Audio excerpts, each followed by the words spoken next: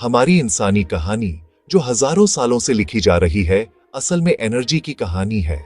जरा सोचो, हमारी यात्रा छोटी आग के पास हडल्ड होने से शुरू हुई थी, जिसमें हम लकड़ी में स्टोर की हुई केमिकल एनर्जी का इस्तेमाल खाना पकाने और अंधेरे को दूर रखने के लिए करते थे।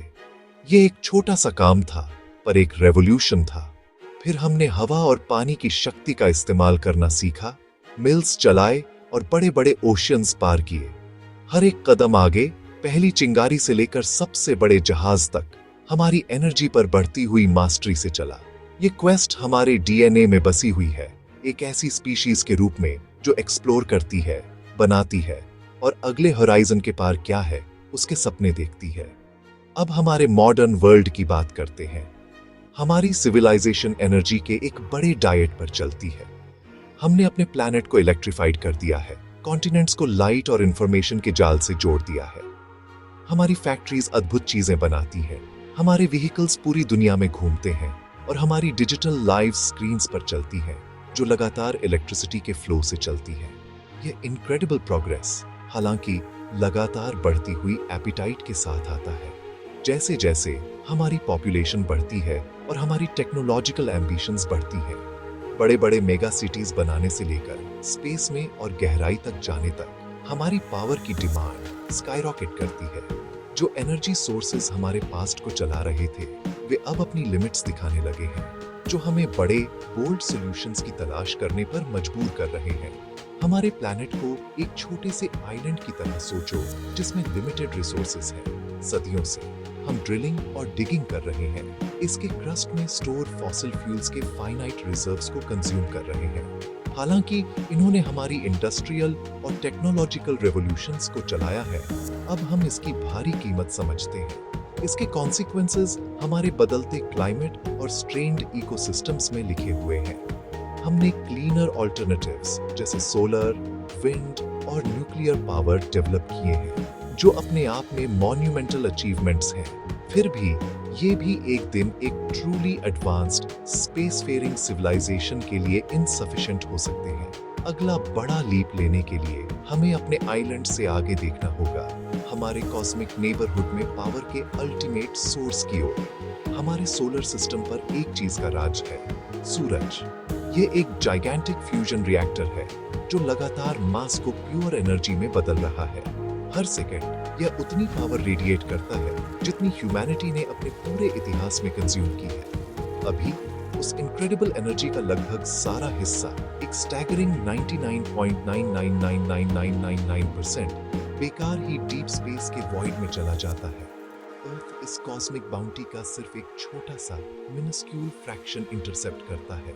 कल्पना करो, अगर हम सिर्फ एक स्लिवर ही नहीं बल्कि एक सिग्निफिकेंट पोर्शन या फिर पूरा ही कैप्चर कर सके। ये सिर्फ एक फैंटेसी नहीं है, ये एक सिविलाइजेशन के लिए एक लॉजिकल नेक्स्ट स्टेप है, जो एक गैलेक्टिक स्पीसीज बनने की कगार पर है। कॉस्मोस हमें और बड़ा सोचने के लिए इनवाइट कर रहा है। तो क्या होगा अगर हम इस इमेंस सोलर पावर को कैप्चर करने के लिए एक स्ट्रक्चर बना सके? यही डायसन स्फीयर नामक कॉन्सेप्ट के पीछे का कोर आइडिया है। इसे ब्रिलियंट फिजिसिस्ट और मैथमेटिशियन फ्रीमैन डायसन ने 1960 में प्रपोज किया था।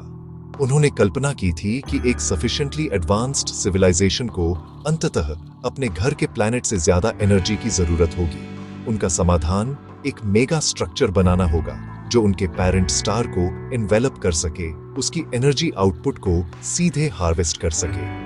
यह क्लियर करना जरूरी है कि यह जरूरी नहीं कि सूरज के चारों ओर एक विशाल अंडे के छिलके की तरह एक सॉलिड रिजिड शेल हो।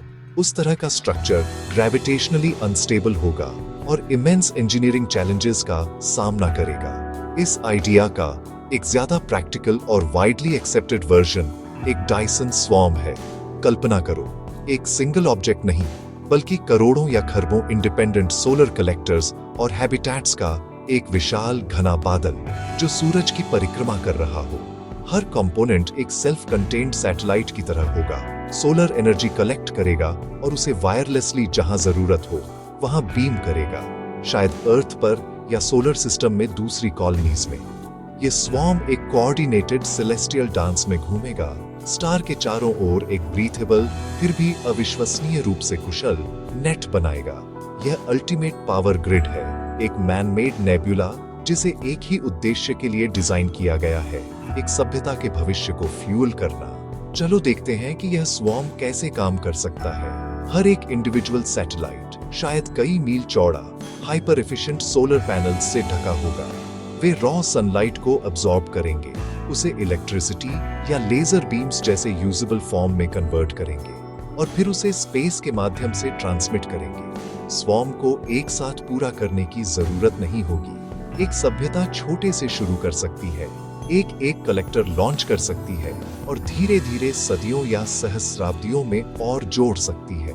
जैसे जैसे सैटेलाइट्स की संख्या बढ़ती है, वैसे वैसे कुल एनर्जी भी बढ़ती है। यह एक स्केलेबल प्रोजेक्ट है जो सभ्यता की जरूरतों के साथ बढ़ता है, एक पावर प्लांट जिसे लगभग इंडेफिनिटली बढ़ाया जा सकता है। इस कॉन्सेप्ट का विशाल स्केल ही इसे इतना ऑ इंस्पायरिंग बनाता है। हम इन अनगिनत कलेक्टर्स को बनाने के लिए रॉ मटेरियल्स के लिए पूरे प्लैनेट्स या एस्ट्रॉइड्स को डिसमेंटल करने की बात कर रहे हैं। मर्क्यूरी सूरज के सबसे करीब होने और धातुओं से भरपूर होने के कारण अक्सर डीकंस्ट्रक्शन के लिए एक प्राइम कैंडिडेट के रूप में उद्धृत किया जाता है। हमें रोबोटिक बिल्डर्स और माइनर्स की एक सेल्फ रेप्लिकेटिंग आर्मी बनानी होगी ताकि इस मॉन्यूमेंटल टास्क को पूरा किया जा सके। यह इंजीनियरिंग का एक ऐसा स्तर दर्शाता है जो हमारी वर्तमान क्षमताओं से इतना परे है कि यह डिवाइन के करीब है। फिर भी यह जादू नहीं है, ये फिजिक्स के झात सिद्धांतों पर आधारित है। एक प्रमाण है कि एक स्पीशीज क्या हासिल कर सकती है जब वह अपनी इंटेलेक्ट और एम्बिशन की पूरी शक्ति का उपयोग करती है। एक डायसन स्फीयर बनाना, भले ही उसके ज्यादा प्लॉजिबल स्वॉर्म फॉर्म में हो, ऐसी चुनौतियां पेश करता है जो हमारे वर्तमान दृष्टिकोण से लगभग अकल्पनीय है। पहली और सबसे ऑब्वियस हर्डल रॉ मटेरियल्स की भारी मात्रा है जिसकी जरूरत होगी। वैज्ञानिकों का अनुमान है कि आवश्यक द्रव्यमान एक बड़े एस्ट्रॉइड या यहां तक कि एक छोटे ग्रह के बराबर होगा। हमें एक अभूतपूर्व पैमाने पर एस्ट्रॉइड माइनिंग के लिए टेक्नोलॉजीज विकसित करनी होंगी जो लगभग परफेक्ट एफिशिएंसी के साथ मटेरियल्स को प्रोसेस और लॉन्च करने में सक्षम हो।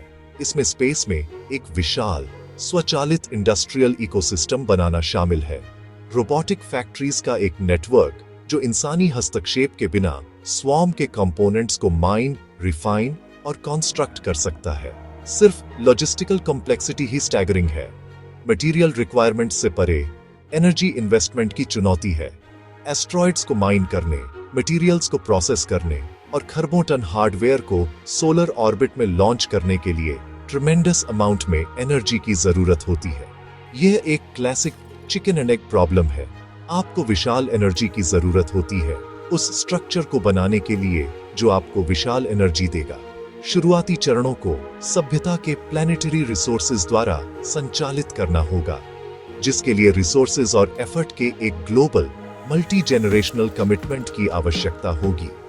इसके अलावा खरबों इंडिपेंडेंट सैटेलाइट्स के स्वॉर्म को कंट्रोल करना, यह सुनिश्चित करना कि वे कोलाइड न करें और वे अपनी प्रॉपर ऑर्बिट्स बनाए रखें, के लिए एक अकल्पनीय सोफिस्टिकेशन वाले आर्टिफिशियल इंटेलिजेंस की आवश्यकता होगी। यह ultimate air traffic control problem होगा। हालांकि अगर हम इन कोलोसल ऑब्स्टिकल्स को पार कर सकें तो इनाम गॉड लाइक से कम नहीं होगा। एक पूरा डायसन स्वॉर्म एक सभ्यता को क्लीन एनर्जी की लगभग लिमिटलेस सप्लाई प्रदान करेगा। हम एनर्जी लेवल्स तक पहुंचने की बात कर रहे हैं जो अर्थ पर हम वर्तमान में उपयोग करते हैं उससे खरबों गुना ज्यादा है।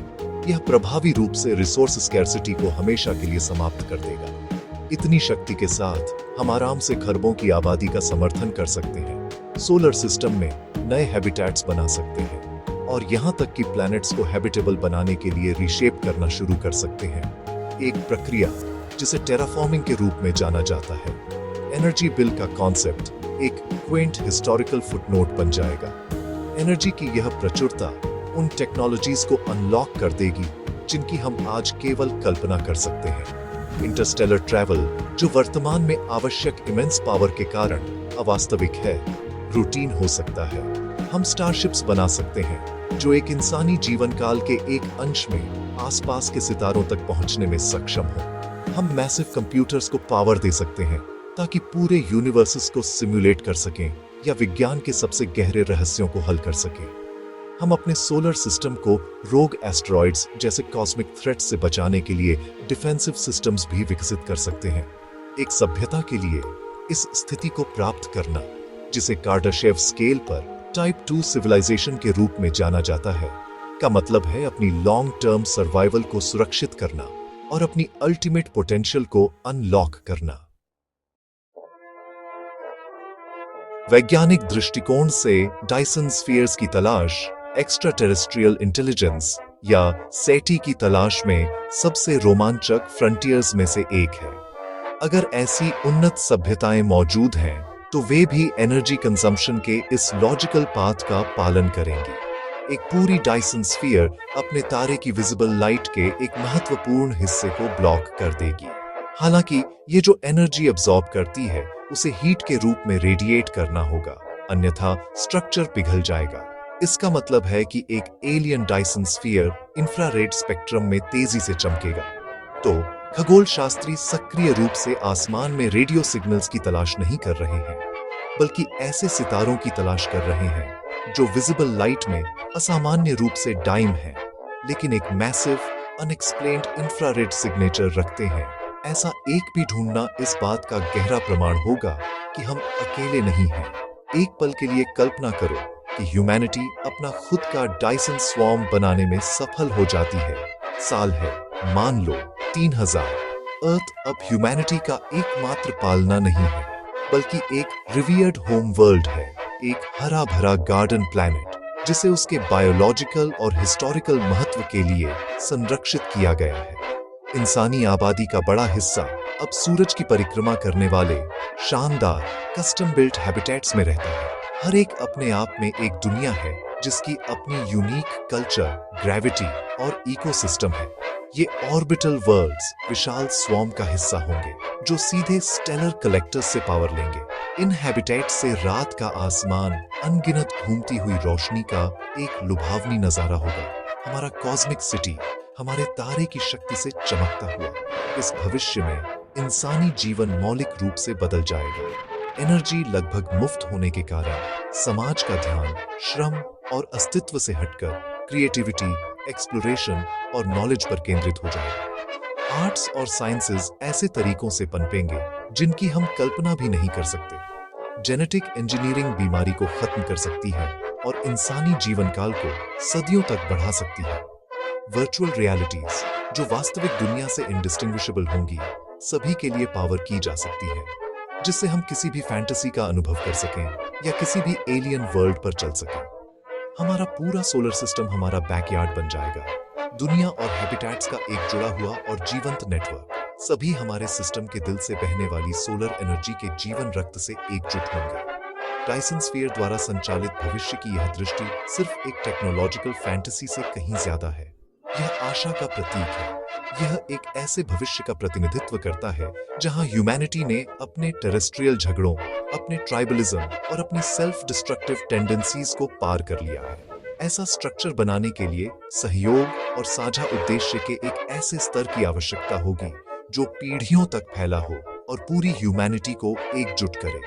यह हमारी तर्क करने की, लॉन्ग टर्म के लिए योजना बनाने की और असंभव को प्राप्त करने के लिए एक साथ काम करने की क्षमता की अंतिम अभिव्यक्ति है। सितारों तक का रास्ता लंबा और कठिन है, लेकिन कॉस्मोस धैर्यवान है। सूरज इंतजार कर रहा है, हमें अकल्पनीय चमक का भविष्य दे रहा है अगर हम उसे हासिल करने की हिम्मत करते हैं।